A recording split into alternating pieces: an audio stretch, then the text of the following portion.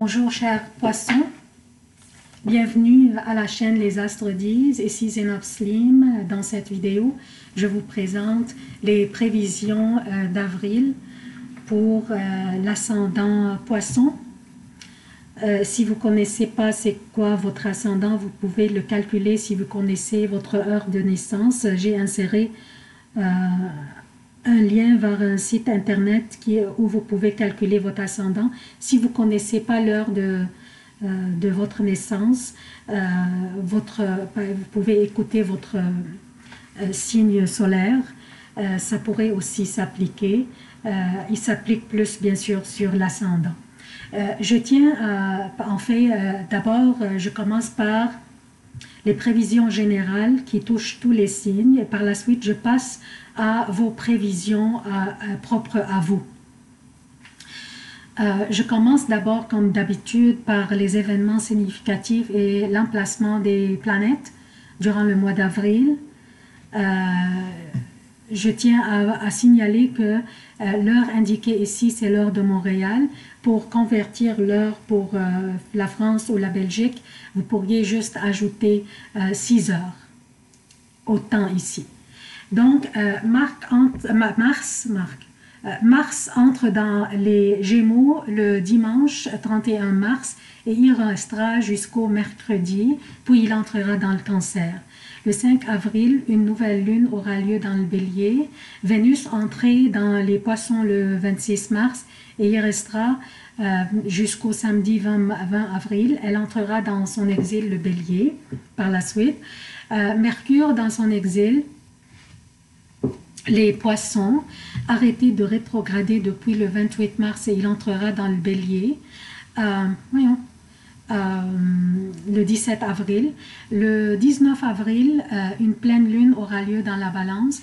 Neptune est dans les Poissons, Saturne et Pluton sont dans le Capricorne, Uranus est dans le Taureau, le Soleil est dans le Bélier jusqu'au samedi 20 avril, puis il entrera dans le Taureau. Chiron dans le Bélier depuis 18 février jusqu'au 14 avril 2027.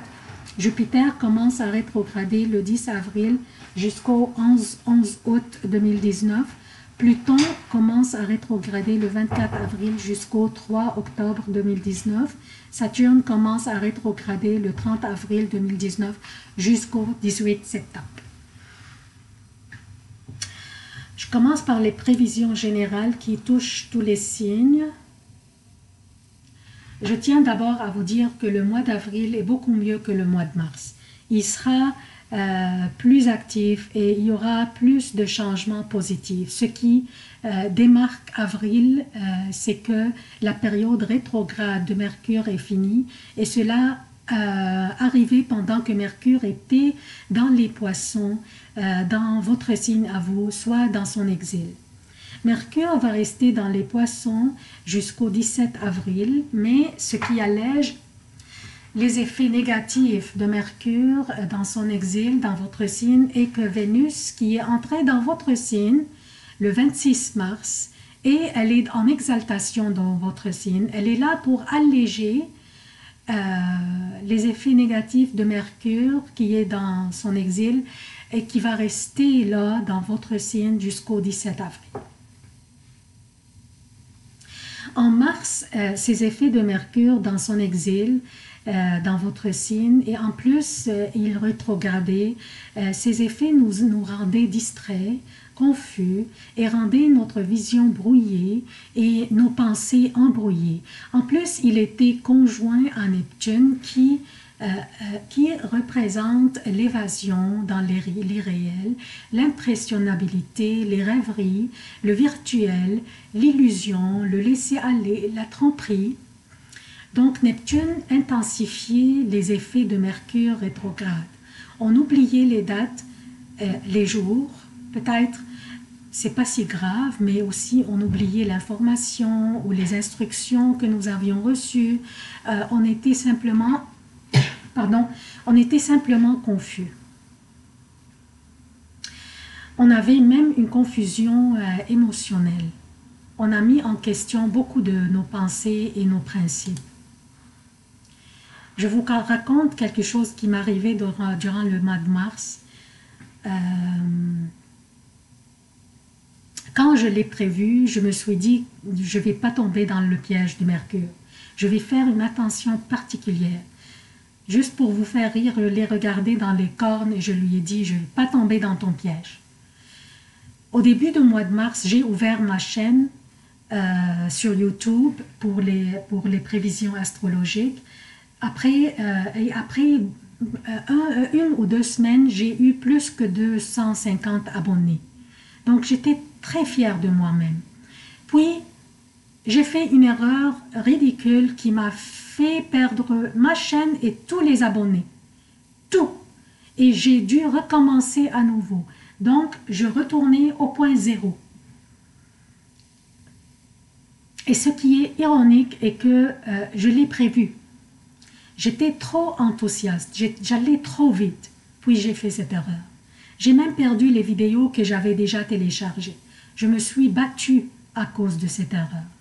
Mais ensuite, je me suis pardonnée quand j'ai entendu les nouvelles concernant l'avion de British Airways qui a atterri en Écosse au lieu de l'Allemagne. Donc dans le mauvais pays. Et c'est arrivé le 25 mars. Maintenant, j'aimerais juste ouvrir deux parenthèses. Les effets de la rétrogradation d'une planète s'intensifient surtout au début de la période rétrograde et à la fin de la période rétrograde. Et l'affaire de l'avion qui a atterri dans le mauvais pays est arrivée le 25 mars. Donc, à la fin de la période rétrograde, vers la fin de la période rétrograde de Mercure. Ils ont dit que le vol semblait parfaitement aller jusqu'à ce que les passagers réalisent que leur avion avait atterri dans le mauvais pays. Ils ont dit qu'ils ont lancé une investigation, mais la réponse pour moi, c'est Mercure. En passant, je suis curieuse à savoir comment Mercure vous a taquiné durant le mois de mars. J'apprécierais si vous partagiez vos expériences dans les commentaires. Amusons-nous un petit peu avec cette petite activité. Aussi, qu'est-ce que j'ai encore? Durant le mois de mars, aussi, Uranus est entré dans le Taureau le 5 mars. Et toujours quand une planète extérieure change de signe, au début de son entrée, elle s'annonce intensivement, comme si elle est en train de nous dire « je suis là ». C'est pour cela aussi que l'intensité durant le mois de mars était un peu extraordinaire. Le fait que le Soleil est dans le Bélier et il est en exaltation signifie le commencement d'un nouveau cycle astrologique. Il signifie une énergie puissante, nous motivant à aller de l'avant, à innover, à créer, à être prêt à partir et à prendre des initiatives. C'est une jeune énergie. On remarque aussi que toutes les planètes sont positionnées soit dans des signes mutables, ce sont les signes qui influencent l'évolution, ou dans des signes cardinaux qui influencent les changements. Aucune planète n'est dans un signe fixe. Donc, on conclut que l'énergie est plutôt orientée vers l'évolution et les changements plutôt que le statu quo. Aussi, sachez que cette année est une année de préparation et toutes les décisions que nous prenons durant cette année vont déterminer notre destin personnel et professionnel pour les prochains 20 ans. Donc, nous sommes en train maintenant d'établir les fondations pour les prochains 20 ans. C'est intimidant, je sais, mais Saturne conjoint à Pluton et le nœud sud dans le Capricorne. Le nœud sud n'apparaît pas ici, enfin, mais il est là. N'apparaît pas dans ma carte, mais il est là avec ses deux poids lourds dans le Capricorne.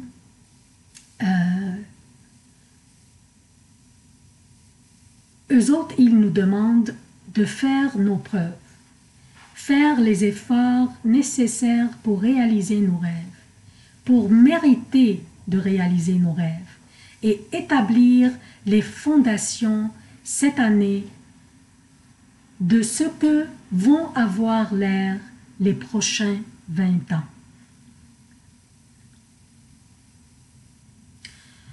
Alors, ce sont les prévisions générales qui touchent tous les signes. Maintenant, je passe aux prévisions propres à vous, chers poissons.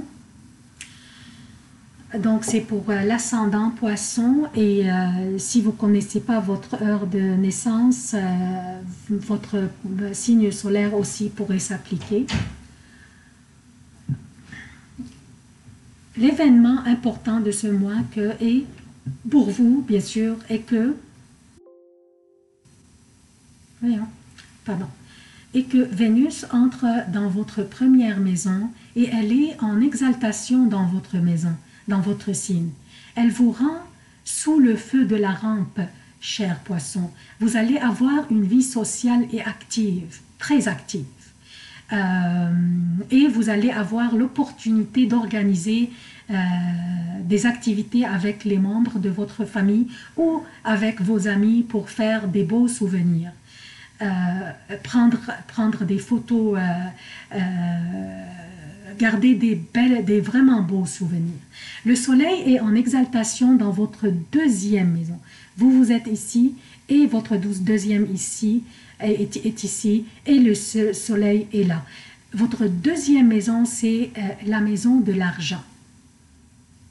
Donc, ceux qui attendent des augmentations de revenus, fort probablement, ils les recevront durant ce mois.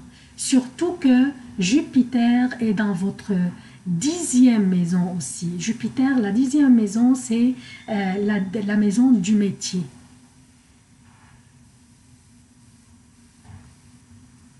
Et Jupiter fait un trigone avec Uranus. De plus.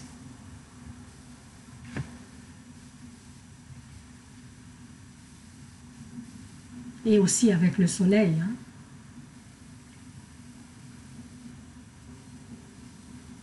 Donc, je répète, je m'excuse, j'étais un peu perdue. Le soleil qui est dans votre deuxième maison, ici, votre maison d'argent, et Jupiter qui est dans votre 10e maison, qui est la maison de votre profession, et Jupiter fait un trigone avec Uranus. Cela signifie que si vous attendiez des augmentations de revenus, fort probablement vous les recevrez durant ce mois.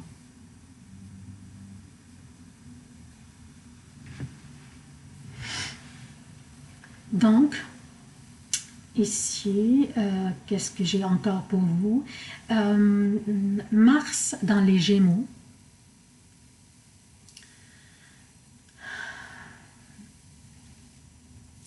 Forme un carré avec votre signe.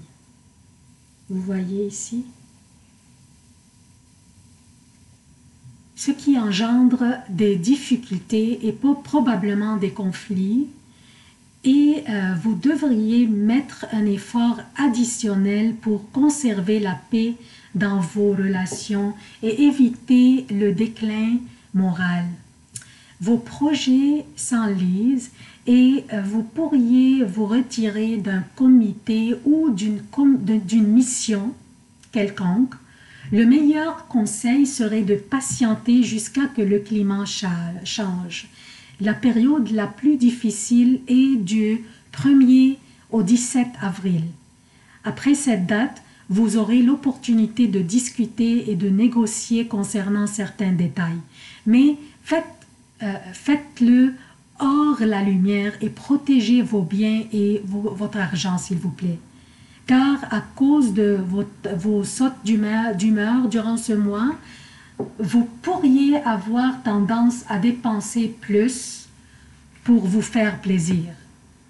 Soyez attentifs aux dépenses impulsives, s'il vous plaît, car vous pourriez le regretter par la suite quand le climat se calmera.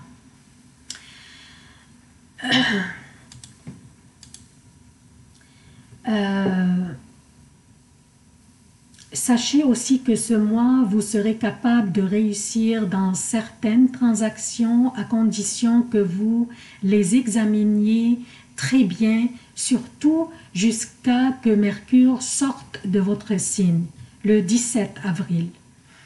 Donc, jusqu'au le 17 avril. Examinez tout, soyez certain que vous avez bien calculé tout.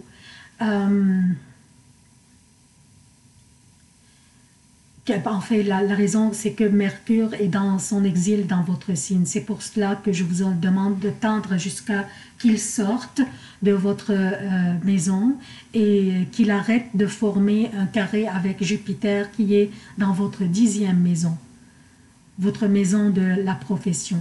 Donc, vous pouvez exécuter des transactions, mais calculez tout bien. Et si vous pouvez attendre après que Mercure sorte de votre maison, de votre première maison, tant mieux. Vénus dans votre signe jusqu'au le 20 avril vous porte une rencontre amoureuse chaleureuse ou une réconciliation avec qui vous avez eu un écart dernièrement. Et je parle ici de votre vie amoureuse plutôt que professionnelle. Jupiter qui rétrograde à partir du 10 avril signifie que vous pourriez avoir plusieurs offres d'emploi en même temps. Vous pourriez hésiter entre laquelle choisir, mais essayez de ne pas prendre des décisions, surtout des décisions fatidiques, avant que Mercure sorte de votre maison, de son exil, le 17 avril. Il va sortir le 17 avril. Mais sachez que avril est mieux que mars et mai sera mieux qu'avril aussi. En mai, la nouvelle lune ainsi que la pleine lune seront en harmonie avec Saturne et Pluton, contrairement à ce mois. C'est pour cela que vous vous sentiriez beaucoup mieux en mai et en juin en plus aussi, encore mieux.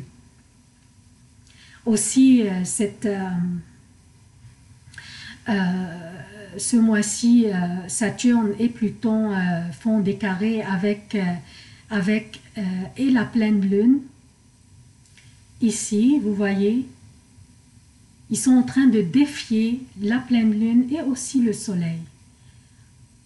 Ils défient aussi la nouvelle lune.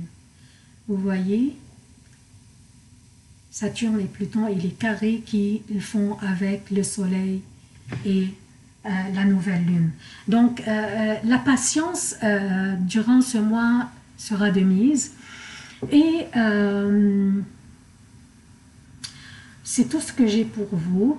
Je vais regarder si j'ai quelque chose à vous dire. C'est tout. Donc, ce sont les prévisions générales du mois d'avril, du mois d'avril. Des vidéos hebdomadaires plus détaillées suivront durant le mois. Les vidéos de la première semaine vont être téléchargées au plus tard dimanche, le 31 mars, pardon. Je suis complètement confuse, je m'excuse. Et aussi, présentement, je travaille sur une vidéo pour tous les signes, portant sur Chiron et ses effets sur nous tous. À la fin, j'aimerais solliciter votre soutien, votre générosité. Aimez la chaîne, abonnez-vous à la chaîne, activez les notifications s'il vous plaît, aimez, commentez et partagez, surtout partagez. Dans quelques mois, YouTube vont faire une évaluation de la chaîne et si j'avais pas suffisamment des abonnés et des visionnements, la chaîne pourrait être fermée. Je vous remercie d'avoir visualisé la vidéo et à la prochaine.